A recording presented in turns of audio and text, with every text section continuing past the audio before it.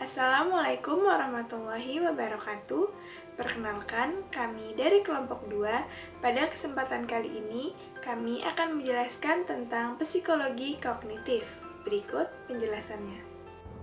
Assalamualaikum warahmatullahi wabarakatuh. Om Swastiastu, Namo Buddhaya, Salam Kebajikan.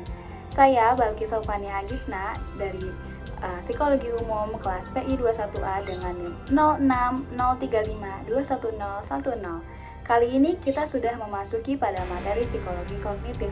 Saya akan menjelaskan mengenai apa sih definisi dari psikologi kognitif, bagaimana sejarah singkat terbentuknya psikologi kognitif. Mari kita simak video berikut.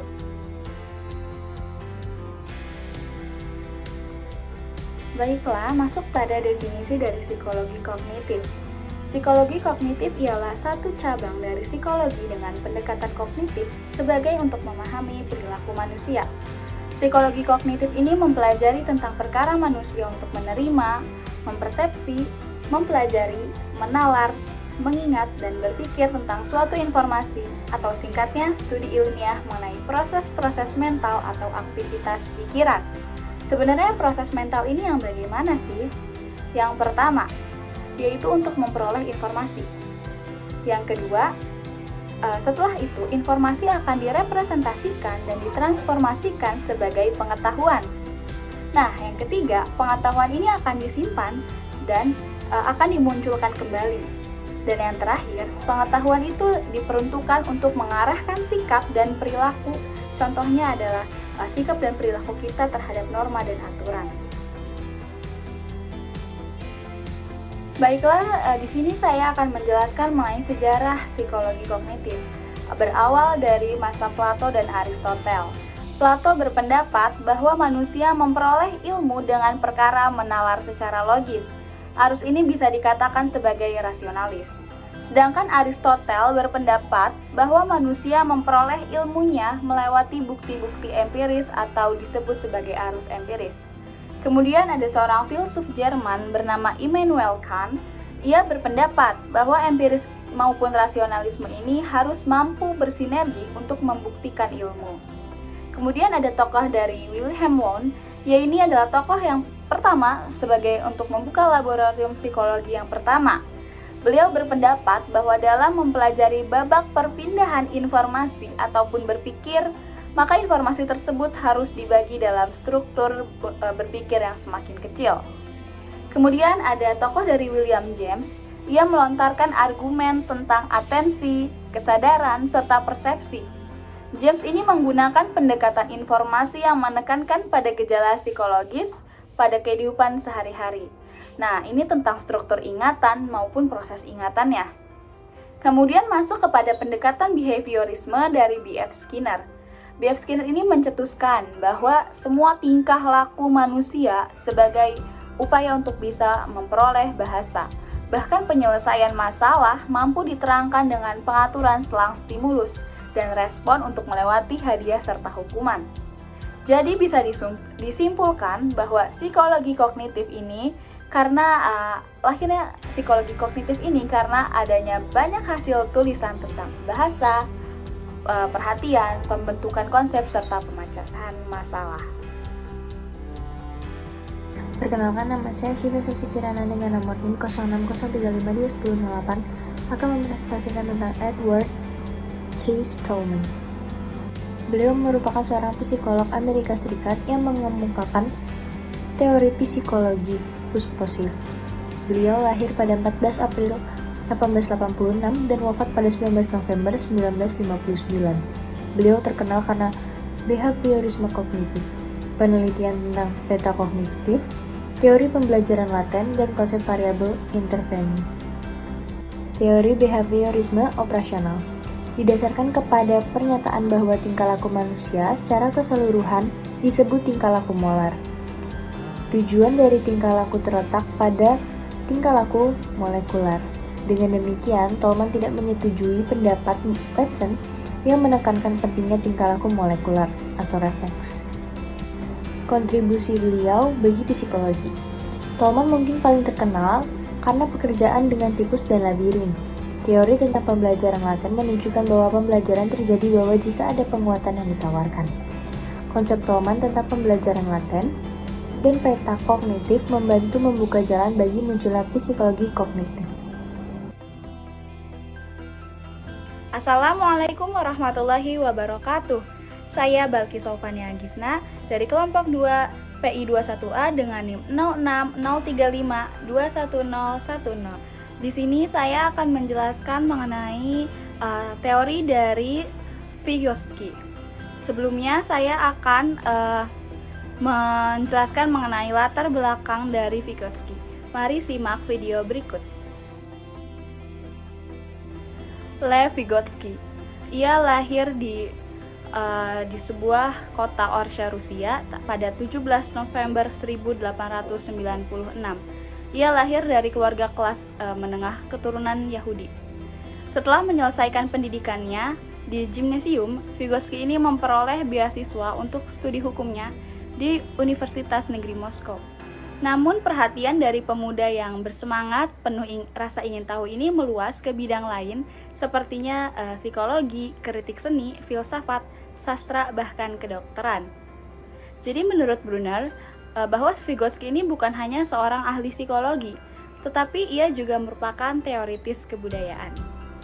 Bagi Vygotsky, teori pendidikan adalah teori tentang transmisi kebudayaan dan juga teori perkembangan.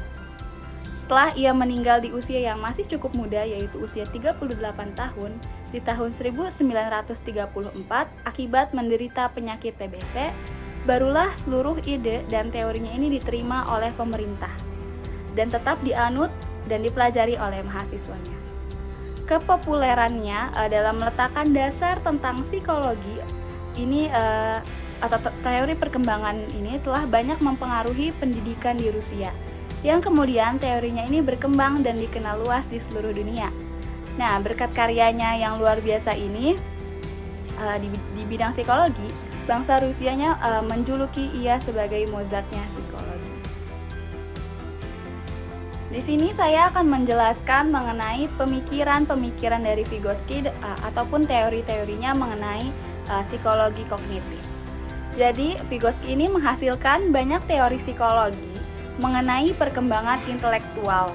Nah, gagasan-gagasan orisinil Vygotsky ini tertuang dalam dua bukunya yang terkenal yang terbit di tahun 1934, yaitu Mind in Society and Truth and Language.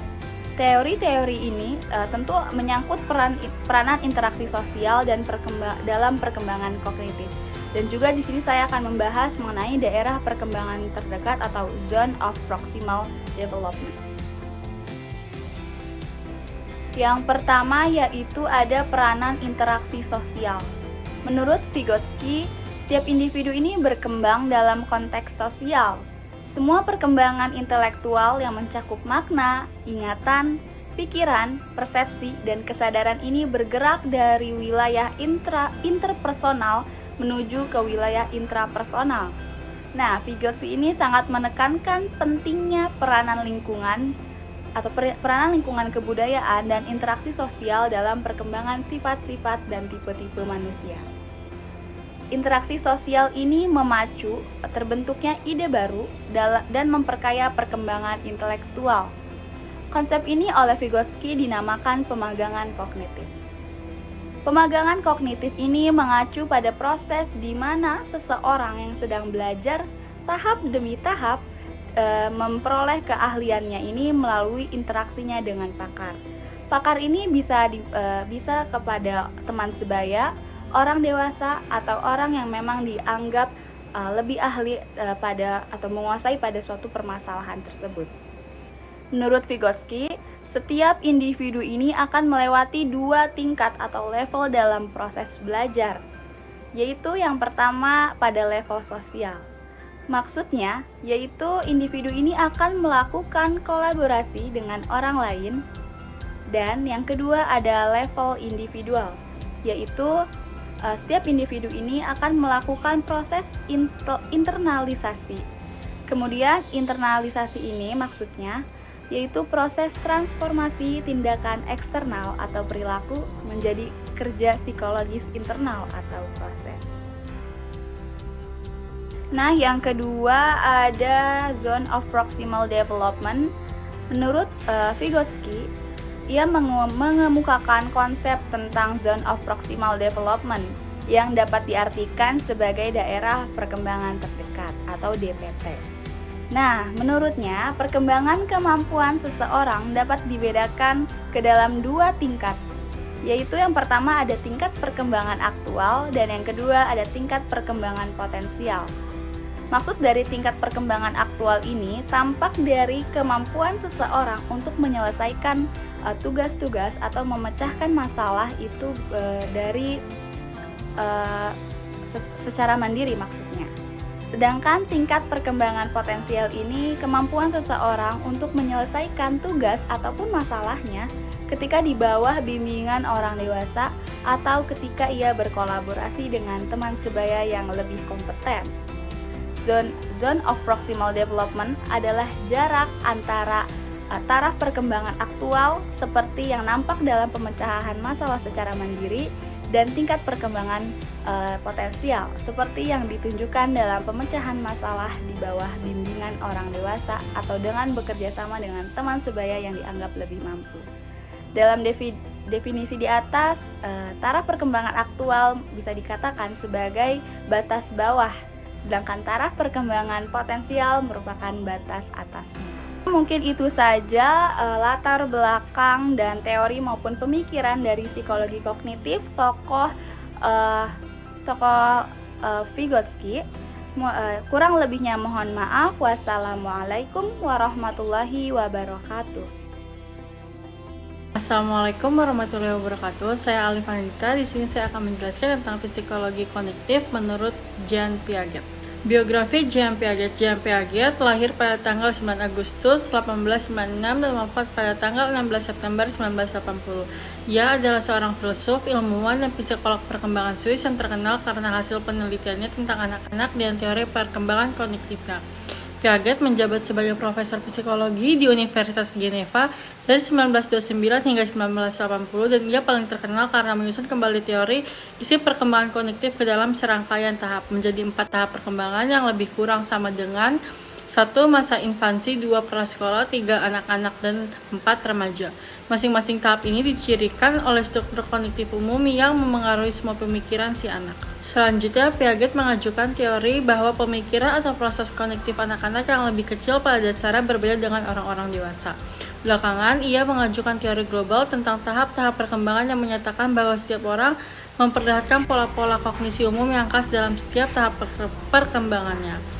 Lalu, menurut Piaget, perkembangan kognitif mempunyai 4 aspek, yaitu kematangan sebagai hasil perkembangan susunan saraf, yang kedua pengalaman, yaitu hubungan timbal balik antara organisme dengan dunianya, yang ketiga interaksi sosial, yaitu pengaruh-pengaruh yang diperoleh dalam hubungan dengan lingkungan sosial, yang kelima itu ekuilibrasi, yaitu adanya kemampuan atau sistem mengatur dalam diri organisme agar dia selalu mampu mempertahankan keseimbangan dan penyesuaian diri terhadap lingkungannya. Setiap pengalaman mengandung elemen unik yang harus diakomodasi oleh struktur kognitif anak. Melalui interaksi dengan lingkungan, struktur kognitif akan selalu berubah dan memungkinkan perkembangan pengalaman terus-menerus. Tapi menurut Piaget ini adalah proses yang sangat lambat karena skemata baru itu selalu berkembang dari skemata yang sudah ada sebelumnya. Keempat tahap perkembangan itu digambarkan dalam teori Piaget sebagai berikut. 1. Tahap sensori motor, yaitu dari lahir hingga 2 tahun anak mengalami dunianya melalui gerak dan inderanya serta mempelajari permanensi objek. Lalu yang kedua itu tahap pra-operasional dari 2 hingga 7 tahun lalu memiliki kecakapan motorik. Yang ketiga tahap operasional konkret, dari 7 hingga 11 tahun anak mulai berpikir secara logis tentang kejadian-kejadian konkret. Dan yang terakhir tahap operasional formal, setelah usia 11 tahun perkembangan penalaran akan abstrak. Assalamualaikum warahmatullahi wabarakatuh.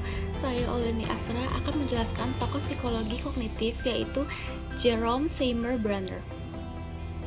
Jerome Seymour Brenner lahir pada 1 Oktober 1915 di New York, Amerika Serikat dan meninggal pada 5 Juni 2016 di New York. Ia adalah psikolog dan pendidik Amerika yang mengembangkan teori tentang persepsi, pembelajaran, memori, dan aspek kognisi lainnya pada anak kecil yang memiliki pengaruh kuat pada sistem pendidikan Amerika dan membantu meluncurkan bidang psikologi kognitif.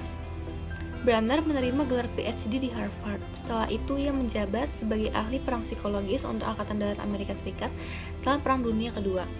Brunner kembali ke Harvard dan menjadi profesor psikologi di sana. Dari tahun 1960 hingga 1972, ia juga memimpin Pusat Studi Kognitif Universitas. Dia meninggalkan Harvard untuk menjadi profesor psikologi eksperimental di Oxford University. Dia kemudian mengajar di New School for Social Research New York City dan di New York University School of Law. Selanjutnya saya akan menjelaskan teori-teori dari Brunner. Dalam penelitiannya tentang perkembangan kognitif anak-anak, Jerome Brunner mengusulkan 3 mode representasi. Yang pertama itu ada inaktif, usia 0-1 tahun. Mode ini digunakan dalam tahun pertama kehidupan sesuai dengan tahap sensori motor Piaget, yaitu berpikir sepenuhnya didasarkan pada tindakan fisik dan bayi belajar dengan melakukan bukan dengan berpikir. Inaktif melibatkan pengkodean informasi berbasis tindakan fisik dan menyimpannya dalam memori kita. Contohnya seperti bayi menggoyangkan mainan yang bisa berbunyi dan mendengarkan suaranya. Ia mengenali suara itu sebagai sesuatu yang menyenangkan tanpa memahami bahwa sedang berbunyi adalah mainan.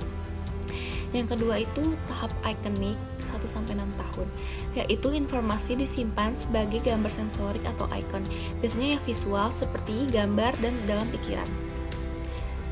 Anak-anak sudah bisa membayangkan atau memvisualisasikan suatu objek di dalam pikiran. Contohnya, anak mampu membuat gambar bola, boneka, pohon, dan sebagainya sesuai dengan bentuk yang dibayangkan olehnya. Yang ketiga itu simbolik 7 tahun ke atas. Pada tahap simbolik, anak sudah mampu memahami simbol-simbol dan konsep abstrak. Pada tahap simbolik ini, pengetahuan disimpan terutama sebagai kata-kata, simbol matematika, atau dalam sistem simbol lain seperti musik. Setiap simbol terhubung dengan sesuatu yang direpresentasikan atau diwakili olehnya. Simbol fleksibel karena dapat dimanipulasi, diurutkan, diklasifikasikan, dan lain-lain, sehingga pengguna tidak dibatasi oleh tindakan atau gambar yang memiliki hubungan tetap dengan apa yang diwakilinya. Contohnya seperti anak memahami bahwa kata ayam adalah simbol bagi hewan berkaki 2 yang biasanya disantap sebagai lauk yang sedap. Anak mampu memahami makna di balik kata ayam meski saat itu tidak ditunjukkan di hadapannya seekor ayam. Lalu teori yang kedua, Brunner menjelaskan bahwa pembelajaran harus dimulai dengan mencoba secara langsung suatu objek.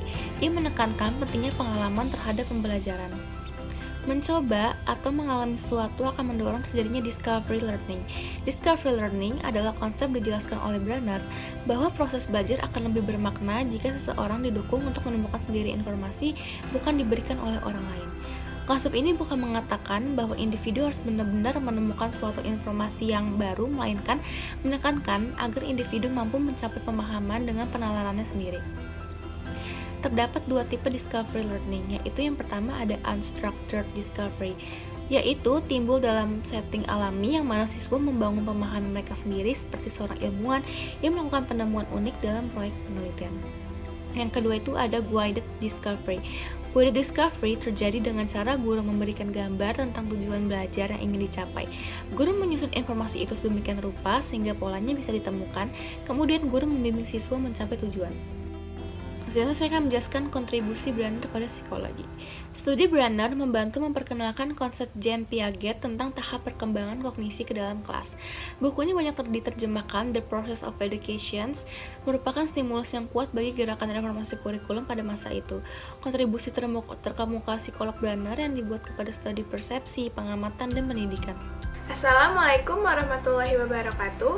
Perkenalkan, nama saya Anissa Aulia Sugiarto dengan NIM 0603521007. Pada kesempatan kali ini, saya akan menjelaskan tentang psikologi kognitif dengan tokoh Robert Gagné. Robert Gagné mengemukakan salah satu teori pembelajaran yang sangat terkenal. Teori ini sebagai bentuk rangkaian langkah belajar yang mengkategorikan situasi belajar berdasarkan peristiwa belajar, kemampuan belajar, dan pembagian tipe hasil belajar. Gagné menjelaskan 8 fase dalam satu tindakan belajar. Yang pertama adalah fase motivasi, yaitu fase pemberian harapan kepada siswa bahwasanya siswa akan mampu memenuhi keingintahuan terhadap suatu pembahasan. Yang kedua adalah fase pengenalan, yaitu fase yang dimana siswa harus memberikan perhatian pada bagian esensial suatu kejadian instruksional ketika proses belajar berlangsung. Yang ketiga adalah fase perolehan, yaitu fase siswa memperhatikan informasi yang relevan sebagai wujud siswa telah siap menerima pelajaran. Yang keempat adalah fase retensi, yaitu fase di mana informasi baru dipindahkan dari memori jangka pendek atau short term memory ke memori jangka panjang atau long term memory. Hal ini bisa terjadi melalui pengulangan, kembali, praktik, elaborasi, atau lainnya. Yang kelima adalah fase pemanggilan. Fase pemanggilan adalah fase kemampuan mengungkap keluar informasi yang telah dimiliki dan disimpan dalam ingatan. Yang keenam adalah fase generalisasi, fase di mana siswa belajar memanfaatkan informasi yang didapat ke dalam permasalahan yang relevan dan dalam kehidupan sehari-hari. Yang ketujuh adalah fase penampilan, yaitu fase siswa mampu menampilkan atau memperlihatkan keterampilan sebagai hasil belajar.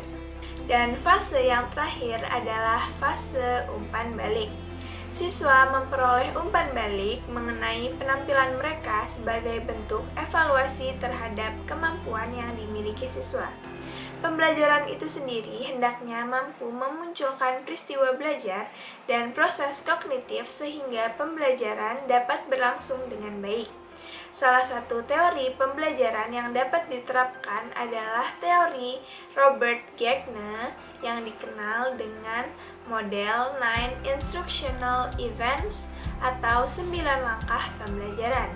Pada praktiknya, teori ini memudahkan dalam penyusunan rancangan kegiatan belajar mengajar yang akan dilakukan. Baiklah, di sini ada tokoh dari David Paul Ausubel. Ia merupakan salah satu tokoh psikologi kognitif. Kita akan simak video tentang biografi atau perjalanan singkat serta teori belajarnya. David Paul Ausubel. Ia merupakan seorang tokoh ahli psikologi kognitif yang dilahirkan di New York pada tahun 1918. Ia tumbuh dan besar serta menamatkan pendidikan dasarnya di Brooklyn, New York. Kemudian kuliahnya ini di Universitas Pennsylvania. Ia ini mengambil pre-medical course dan psychology. Kemudian pada tahun 1944, setelah lulus dari sekolah medisnya di Universitas Middlesex, ia menyelesaikan magang di rumah sakit Governor, yaitu salah satu departemen rumah sakit di New York City yang terletak di dataran rendah bagian timur Manhattan. David memperoleh gelar PhD-nya di bidang perkembangan psikologi dari Columbia University. Pada tahun 1976, beliau ini memperoleh the Thorndike Award dari the American Psychological Association. Nah, kemudian pada tahun 1994, beliau ini benar-benar pensiun dari kehidupan profesionalnya dan menghabiskan semua waktunya di usia ke-75 tahun untuk menulis. Ada 4 buku yang telah dihasilkan. Sebagai salah satu tokoh ahli psikologi kognitif, David Ausubel ini mengembangkan teori psikologi kognitif sebagai merupakan salah satu cabang psikologi umum dan mencakup studi ilmiah tentang gejala-gejala kehidupan mental sejauh berkaitan dengan cara manusia berpikir dalam memperoleh pengetahuan, mengolah kesan-kesan yang masuk melalui indera, pemecahan masalah, menggali ingatan, pengetahuan, dan prosedur kerja yang dibutuhkan dalam kehidupan sehari-hari.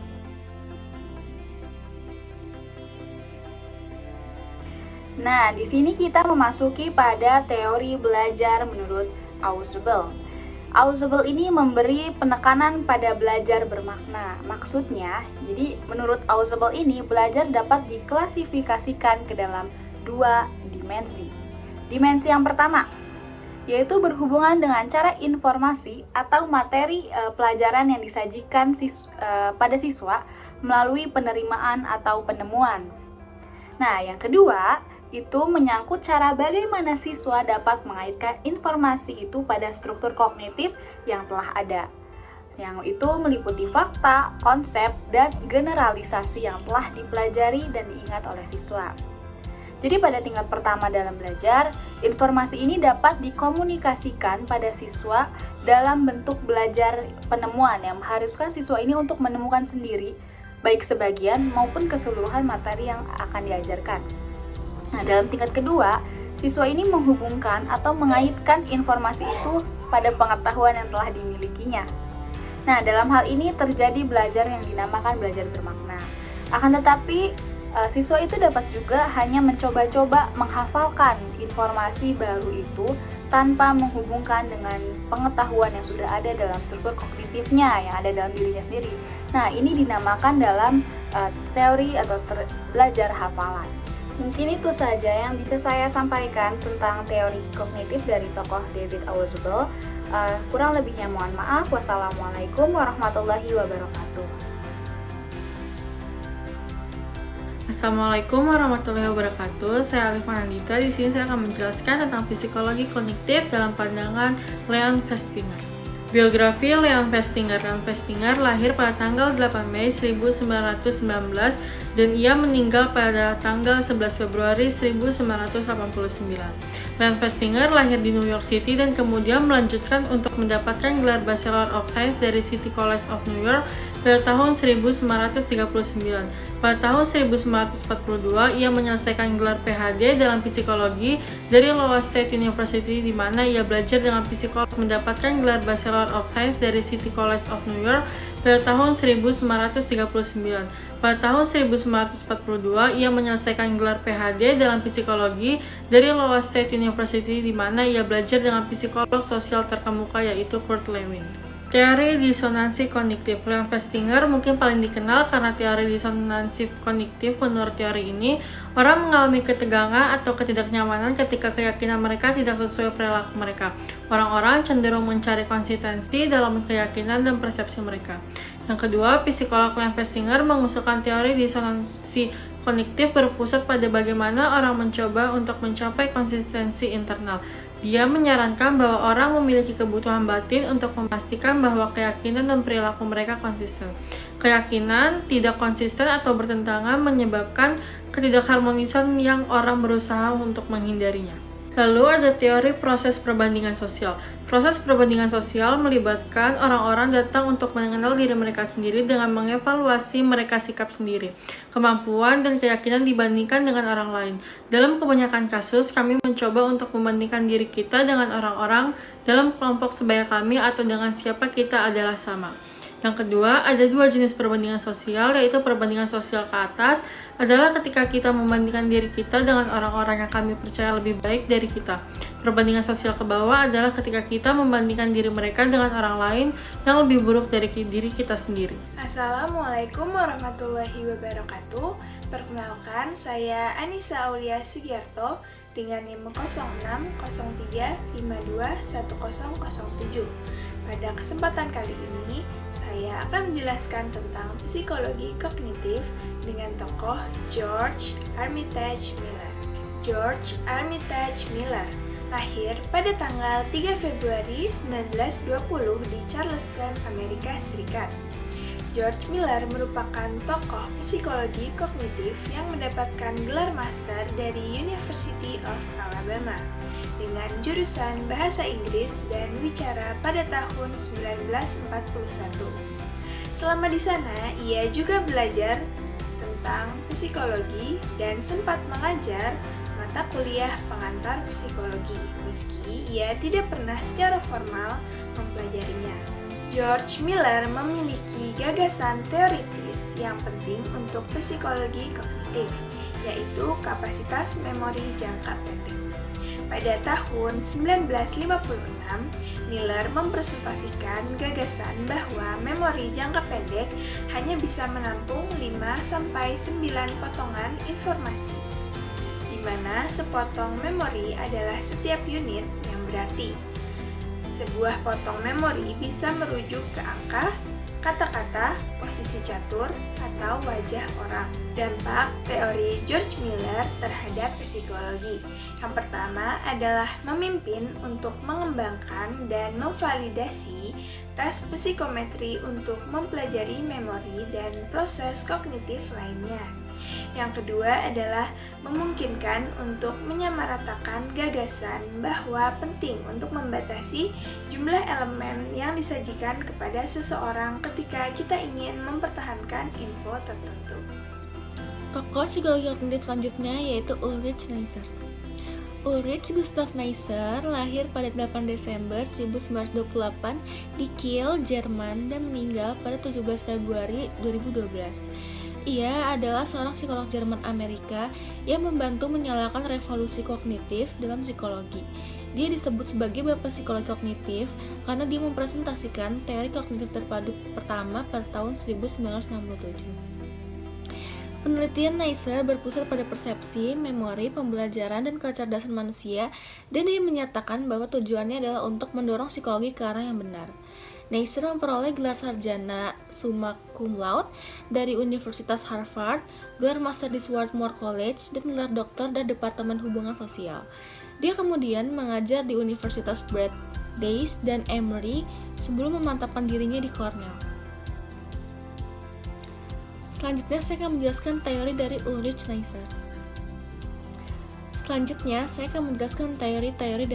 Neisser. Dalam bukunya tahun 1967 yaitu Cognitive Psychology, Neisser menguraikan penelitian terkini tentang perhatian, pemecahan masalah, pengenalan pola persepsi, dan memori. Dia juga menekankan konsep pemrosesan informasi dan pemrosesan konstruktif. Neisser menciptakan istilah psikologi kognitif dan menyajikan pendekatan baru ini sebagai alternatif dari behaviorisme. Lalu penelitian Neisser tentang persepsi. Neisser menggambarkan fenomena ini sebagai pencarian selektif atau juga disebut kebutaan yang tidak disengaja oleh peneliti lain. Neisser menunjukkan bahwa kejadian tak terduga yang mendapat sedikit perhatian tidak mungkin terlihat oleh orang-orang bahkan jika itu terjadi tepat di depan mata mereka. Selanjutnya yaitu kontribusi Ulrich Neisser pada psikologi. Ulrich Neisser adalah tokoh yang menciptakan istilah psikologi kognitif dalam salah satu bukunya yang tertuliskan pada tahun 1967.